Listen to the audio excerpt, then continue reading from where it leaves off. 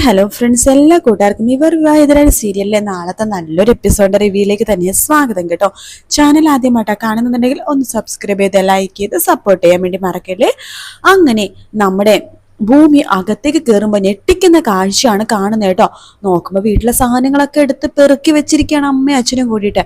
ഭൂമി ചോദിക്കേണ്ടേ, ഇതെന്താ അമ്മ എല്ലാ സാധനങ്ങളും വെച്ച് എടുത്ത് കെട്ടി വെച്ചിരിക്കുന്നത്? ഇതെന്താ അമ്മ വല്ല യാത്രയും പോവാണോ? അപ്പൊ അച്യുതൻ പറയണ്ട്, അമ്മ മാത്രല്ല നമ്മൾ 3 പേരും കൂടി ഒരു യാത്ര പോവാണ്. യാത്രയോ? അച്ഛൻ എന്തൊക്കെയാ പറയണത്? യാത്ര പോകാണെന്നോ? എവിടേക്ക്? എന്തിന് എന്ന് ഭൂമി ചോദിക്കുമ്പോ അച്യുതൻ പറയണ്ട്, മോളെ ഞാൻ നിന്നോട് പറഞ്ഞില്ലേ നമുക്ക് ഇവിടുന്ന് പോവാം മോളെ, നമുക്ക് നമ്മുടെ നാട്ടിലേക്ക് തന്നെ പോവാം. ഭൂമി പറയണ്ട, അച്ഛന്റെ അവസ്ഥ എനിക്ക് മനസ്സിലായി, അച്ഛന്റെ നാട്ടിലേക്ക് പോവാൻ താല്പര്യമുണ്ട് എന്നൊക്കെ എനിക്ക് മനസ്സിലായി അച്ഛാ. പക്ഷെ ഞാൻ അച്ഛനോട് പറഞ്ഞല്ലോ, കുറച്ചു ദിവസം അച്ഛൻ എനിക്കൊന്ന് സമയം തരണം, അതിനുള്ളിൽ നമുക്ക് എങ്ങനെയെങ്കിലൊക്കെ നാട്ടിലേക്ക് പോകാം എന്ന് പറയണം. അപ്പോൾ അംബിക പറഞ്ഞു, മോളെ അച്ഛന്റെ വലിയ ആഗ്രഹമല്ലേ, നമുക്കൊരു കുറച്ചു ദിവസം നാട്ടിലേക്കൊന്ന് പോയി നിൽക്കാം, നിന്റെ അച്ഛനോ ഒന്ന് സമാധാനാവട്ടെ. ശരി, അമ്മ അച്ഛനും പറഞ്ഞത് എനിക്ക് മനസ്സിലായി. പക്ഷെ അതിന് ഇന്ന് തന്നെ പോണോ? നമുക്ക് നാളെയോ മറ്റന്നാളോ ഒക്കെ ആയിട്ട് പോയാ പോരെ? നമുക്ക് കോഫി ഷോപ്പ് ലക്ഷ്മി ചേച്ചിയുടെ കയ്യിൽ കൊടുക്കണം. അത് മാത്രമല്ല കുറച്ച് കാര്യങ്ങളൊക്കെ ചെയ്ത് തീർക്കാനുണ്ട്. എനിക്കാണെങ്കിൽ ഇന്നൊരു വലിയൊരു ഓർഡറും കിട്ടി. ഓർഡറോ? എന്ത് ഓർഡർ? അത് ആ സൗഭാഗ്യപുരം ഉണ്ടല്ലോ, മുത്തശ്ശി എന്നെ ഇന്ന് കോള് വിളിച്ചായിരുന്നു. അത് കേൾക്കുമ്പോൾ അച്യുതൻ ഞെട്ടു കേട്ടോ. അവരെന്തിനാ നിന്നെ വിളിക്കണത്? അത് അവിടുത്തെ അജയ് സാറുണ്ടല്ലോ, ഇപ്പനെ കൂട്ടിക്കൊണ്ടു വന്ന ആ സാറിന്റെ വിവാഹ നിശ്ചയമാണ്. അപ്പൊ പായസവും പലഹാരങ്ങളൊക്കെ ഉണ്ടാക്കാൻ വേണ്ടി വലിയ ഓർഡർ തന്നിരിക്കുന്നത്. നല്ല പൈസയും കിട്ടും, അച്ഛന്റെ ചികിത്സക്ക് റെഡിയാക്കാലോ വെച്ചിട്ട് പൈസ വാങ്ങിച്ചും ചെയ്തു. അതുകൊണ്ട് ഇനിയിപ്പോ അത് വേണ്ടെന്ന് പറയാൻ പറ്റില്ല എന്ന് പറയാണ്.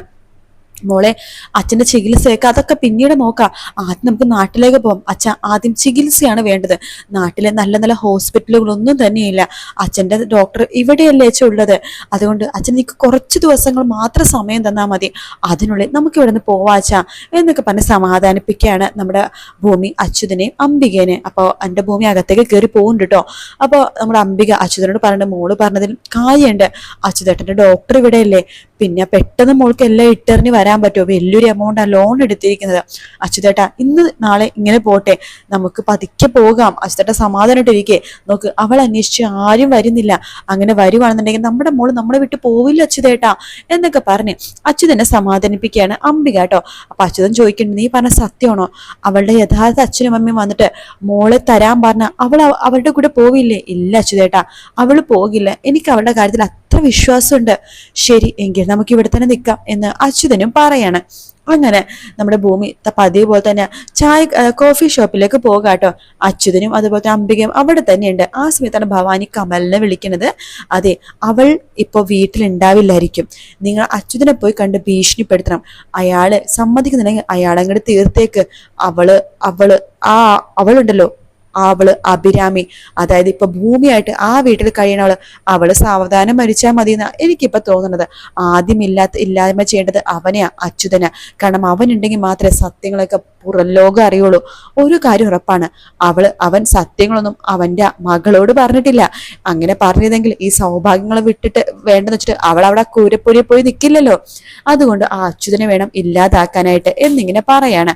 അത് കേൾക്കുമ്പോഴേക്കും കമല പറയുന്നുണ്ട്, തീർച്ചയായിട്ടും മേഡം, ഞാൻ ഇന്ന് തന്നെ അച്യുതന്റെ വീട്ടിലേക്ക് പോട്ടെ, അയാളെ കൊന്നിരിക്കും എന്ന് പറയാണ്. എങ്കിൽ ഇപ്പൊ തന്നെ പോയിക്കോ, അവളീ സമയത്ത് കോഫി ഷോപ്പിലായിരിക്കും. ശരി എന്ന് പറഞ്ഞ ആ കമാൽ എന്ന് പറഞ്ഞ ആള് അച്യുതന്റെ അടുത്തേക്ക് പോകുക കേട്ടോ. ബെല്ലടിക്കുമ്പോഴേക്ക് അച്യുതൻ വാതിൽ തുറക്കുമ്പോൾ ഇയാളെ കാണുമ്പോൾ ഷോക്ക് ആവാണ്. അച്യുതൻ വാതിലെടുക്കാൻ പോകുമ്പോഴേക്കും അയാൾ വാതിൽ മലർക്കെ തുറന്ന് അകത്തേക്ക് കയറുവാണ് ചെയ്യണം കേട്ടോ. എന്നിട്ട് പറയുന്നുണ്ട് അച്യുതനോട്, നിങ്ങൾക്ക് വർഷങ്ങൾക്ക് മുമ്പ് ഭവാനി മേഡം കൊല്ലാൻ വേണ്ടി തന്ന കുഞ്ഞിനെ നിങ്ങൾ വളർത്തുകയായിരുന്നു അല്ലേ? നിങ്ങളുടെ ആ മകളല്ലേ ആ ഭൂമി, അവള് അഭിരാമിയാണ്, ഭൂമിയല്ലല്ലേ എന്ന് ചോദിക്കുമ്പോഴേക്കും അച്യുതൻ പറഞ്ഞു, ആര് പറഞ്ഞു അത് അഭിരാമിയാണെന്ന്? അത് എന്റെയും അതുപോലെ തന്നെ ഈ നിൽക്കുന്ന എന്റെ ഭാര്യയുടെ മകളാണ്, എന്റെ ഭാര്യ പ്രസവിച്ച മകളാണ് ഭൂമി. ഓഹോ, അങ്ങനെയാണോ? എന്നിട്ടാണോ അവളുടെ കഴുത്തിൽ ആ മാല കണ്ടത്? അവൾക്ക് പാരമ്പര്യമായിട്ട് കിട്ടിയ മാല, പിന്നെ അതേപോലത്തെ കറുത്ത അടയാളം അവളുടെ കഴുത്തിന് പുറകിലുണ്ട്.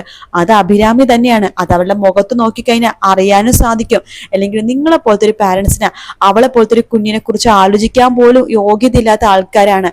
അതെന്താ എന്ന് ചോദിക്കുമ്പോഴേക്കും, അതോ അവളെ കണ്ടാൽ അറിയില്ലേ, അവൾ ആ സത്യൻ സാറിനെ എടുത്തു വെച്ചിരിക്കുന്ന പോലെ ഇരിക്കുന്നത്, അല്ലാതെ നിങ്ങളുടെ മുഖത്തിന്റെ ഷേപ്പൊന്നും അല്ല അവൾക്ക്. അതുകൊണ്ട് അവളെ ഞാനിപ്പോ തൽക്കാലം കൊല്ലുന്നില്ല, അവളുടെ രഹസ്യങ്ങളെല്ലാം അറിയുന്നത് നിങ്ങൾക്കാണല്ലോ, നിങ്ങളെ ഞാൻ കൊല്ലും എന്ന് പറഞ്ഞിട്ട് കത്തി എടുക്കാട്ടോ ആ കമൽ എന്ന് പറഞ്ഞ ആള്. അച്യുതൻ പറയുന്നുണ്ട്, നിങ്ങൾ പേടിക്കുന്ന പോലെ ഒരിക്കലും എന്റെ വായന സത്യങ്ങളൊന്നും ആരും അറിയില്ല. കമല് പറയുന്നുണ്ട്, നിങ്ങൾ പറയില്ലായിരിക്കും, പക്ഷെ സത്യങ്ങൾ അറിയാൻ വേണ്ടി രണ്ടുപേരും നടക്കുന്നുണ്ടല്ലോ. ആ സത്യം എന്ന് പറഞ്ഞ മുഴുക്കുടിയനും പിന്നെ അജയ് എന്ന് പറഞ്ഞ അയാളുടെ മരുമകനും.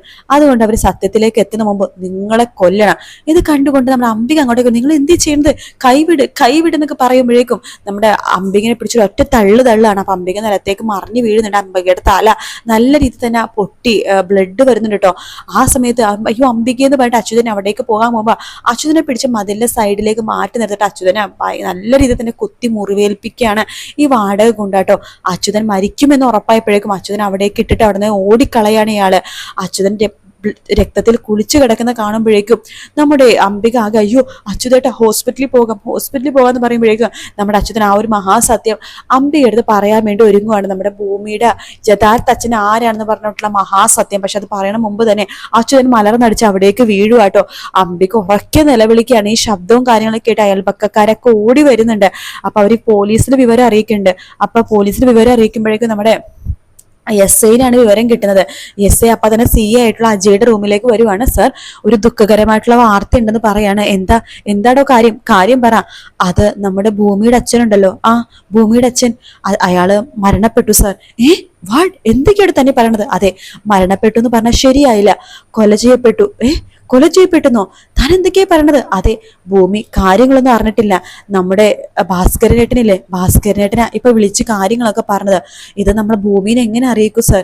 എന്തായാലും കൊലപാതകം നടന്ന സ്ഥലമല്ലേ, നമുക്ക് പോവാതിരിക്കാൻ പറ്റില്ലല്ലോ. അല്ല, അവർക്ക് ഇങ്ങനെ പൊതുവെ ശത്രുക്കളൊന്നും ഇല്ലാത്തയാണല്ലോ. അറിയില്ല സർ, എന്താ സംഭവിച്ചെന്ന്. എനിക്കിത് ഭൂമിയെടുത്ത് എങ്ങനെ പറയണമെന്ന് അറിയില്ല. നമുക്ക് ഭൂമിയെടുത്ത് പറയൊന്നും വേണ്ട, ഭൂമിനെയും കൂട്ടിക്കൊണ്ട് ഒന്ന് വീട്ടിലേക്ക് പോകാം, ശേഷം നമുക്ക് എന്താ വെച്ചാൽ തീരുമാനിക്കാം. ശരി എന്ന് ഐയും പറയാണ്. അങ്ങനെ നമ്മുടെ അജയും ഐയും കൂടി ചേർന്ന് ഭൂമിയെടുത്ത് പറയുന്നുണ്ട്, ഭൂമി ഞങ്ങൾക്ക് അത്യാവശ്യമായിട്ട് തന്റെ വീട് വരെ ഒന്ന് വരണം എന്ന് പറയാണ്. അതെന്താ സർ? അതെ, ചെറിയ കാര്യമുണ്ട്, താൻ വാ എന്ന് പറഞ്ഞിട്ട് ഭൂമിയെടുത്ത് എന്തൊക്കെയോ കള്ളം പറഞ്ഞിട്ടാണ് അവിടെ നിന്ന് അങ്ങോട്ട് കൊണ്ടുപോകണം കേട്ടോ. അങ്ങനെ ഭൂമി വീട്ടിലേക്ക് എത്തുമ്പോൾ ഞെട്ടിപ്പോകണം. അവിടെ നിറയെ ആൾക്കാരും കാര്യങ്ങളൊക്കെ ഉണ്ട്. അത് കാണുമ്പോൾ തന്നെ ഭൂമിക്ക് മനസ്സിലായി അവിടെ എന്തോ ഒരു ദുഃഖകരമായിട്ടുള്ള സംഭവം നടന്നിട്ടുണ്ടെന്ന്. ഭൂമി ഓടിപ്പോകുമ്പോഴേക്ക് കാണുന്ന കാഴ്ച തന്റെ അമ്മ അവിടുന്ന് പൊട്ടിക്കരയാണ്. ബോധമില്ലാത്ത രീതിയിൽ പൊട്ടിക്കരഞ്ഞുകൊണ്ടിരിക്കുകയാണ്. തന്റെ അച്ഛൻ നിലത്തേക്ക് മറിഞ്ഞു കിടക്കാണ്. അച്ഛന്റെ ദേഹം മുഴുവൻ ബ്ലഡാണ്.